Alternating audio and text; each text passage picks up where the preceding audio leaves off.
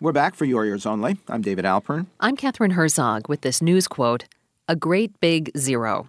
That was Secretary of State John Kerry on the overwhelming but questionable re-election victory of Syrian President Bashar al-Assad, as Washington's latest promise of more aid to rebel forces remained to be fleshed out.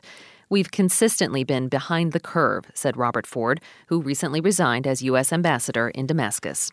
Now this. You need a little spice in your life, man. I'm just trying to help. I am truly a worse human being for knowing you.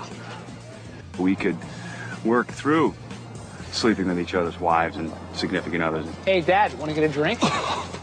Actor Patrick Dempsey plays Eric Dr. McDreamy Shepard to Eric Dane's Mark Dr. Steamy Sloan on TV's Grey's Anatomy. But Dempsey has taken on real-life medical missions as well. After his mother died of ovarian cancer, the actor created the Patrick Dempsey Cancer Center for Hope and Healing, and now he's broadened his efforts with an investment in CrowdMed, an internet platform that seeks mass wisdom to diagnose rare and mysterious diseases. Launched only last year, CrowdMed reports solving more than 200 cases in months instead of years, 50 times faster than the traditional U.S. medical system, at a cost of just hundreds of dollars as against $100,000 or more. Now, to say more about crowdsourcing medical wisdom and the Dempsey connection, for Your Ears Only, CrowdMed CEO Jared Heyman joins us now. Welcome to the program.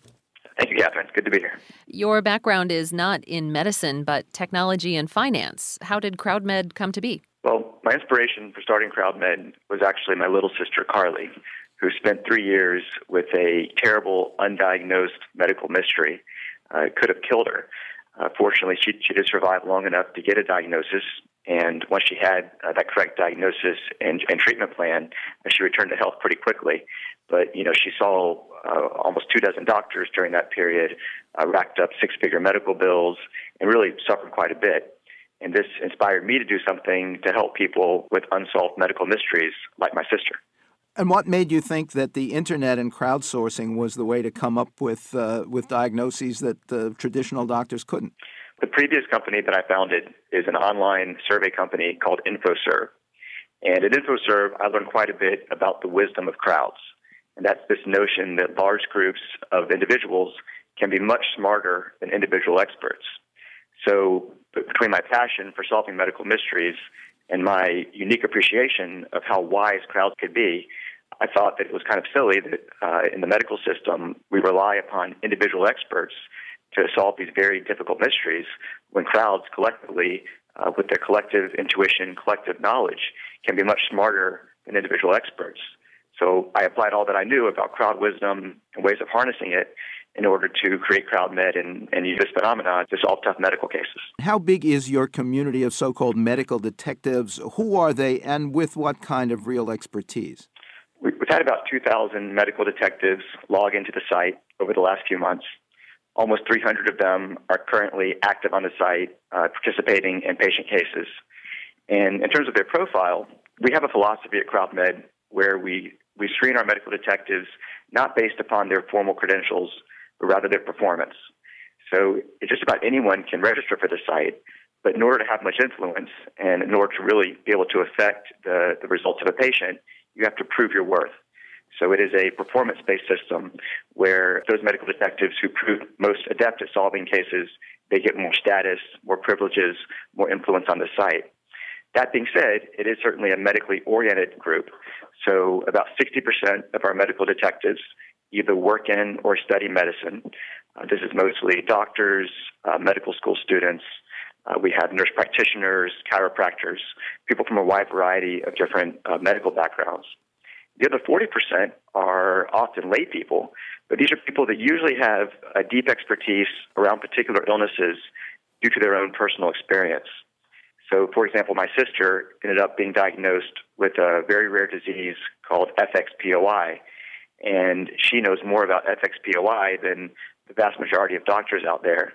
So we want to be able to let people like my sister and other patients who have deep expertise around particular illnesses participate on the site as well to capture their unique insights and knowledge. Well, beyond patients' symptoms, what kind of information do they provide about their medical histories and lifestyles? Well, we believe that detectives need good clues, and we call our case solvers medical detectives. And we try to get as many clues for them as possible to really sleuth out the correct diagnosis and solution for our patients. So we have an in-depth patient questionnaire where we ask about not only symptoms, but also medical history, family medical history, lifestyle, demographics, the results of any diagnostic or imaging tests that have been done. We really try to collect a wide variety of clues from our patients, and that way there might be that one little nugget in there that really leads the detective towards the right diagnosis and treatment idea. How do you analyze all the suggested diagnoses that come in and calculate which are the most popular or agreed upon or likely? Is there a special algorithm? We're a technology company, and that technology is really the core of what we do, developing that mechanism for separating signal and noise, for collecting the consensus of the crowd, and assigning accurate probabilities to the different diagnostic and solution possibilities. And we spent 2 years developing a patented prediction market algorithm. A prediction market is like a virtual stock market where people bet points on what they believe to be the best answer. And then our system can use that point betting behavior to assign these accurate probabilities. What kind of reaction does CrowdMed or those it serves get from the traditional medical system? We've really seen a mix. First of all, the medical community is by nature quite conservative. So I think there's a certain degree of skepticism towards anything that's new. And also, it's a system that culturally is very biased towards this notion of individual expertise. So the idea of crowds doing what has traditionally been the realm of individual experts is something that a lot of medical practitioners initially meet with skepticism. That being said, once they see our results and they see how insightful and intelligent and well thought out and rational our patient results are, they say, this actually seems to produce some really good diagnostic and solution suggestions, and I should pay attention to CrowdMed results because they tend to be very high quality. So we're winning them over little by little. Jared Heyman is CEO of CrowdMed.com, crowdsourcing medical mystery diagnosis. Here's a quote from the news. DEA agents can be quite direct when they want to make an impression on you. That was an anonymous Massachusetts physician quoted in a Boston Globe story about pressure on doctors to break ties with medical marijuana operations legal in the state but not under federal law.